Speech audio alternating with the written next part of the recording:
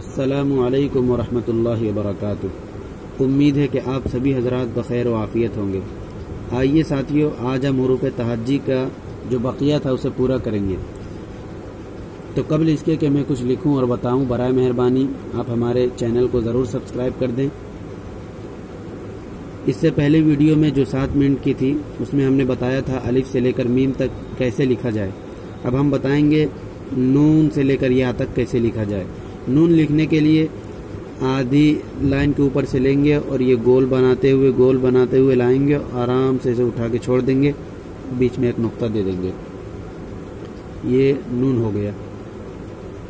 अब लिखेंगे वाव, आधी लाइन के नीचे से इसको ऊपर से लाएंगे और इस तरह से वाव लिख देंगे।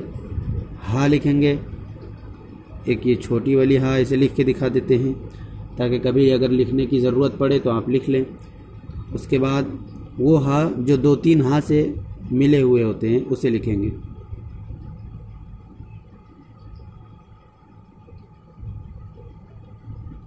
हाँ, अब या लिखेंगे,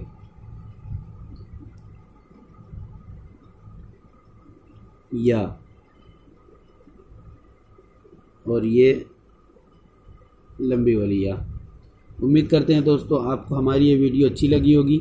अगर अच्छी लगी हो तो ज़रूर सब्सक्राइब करें और यके बाद दीगर वीडियोज़ हम डालते रहेंगे। इंतज़ार में रहें और खूब फ़ायदा उठाएं। अस्सलामु अलैकुम।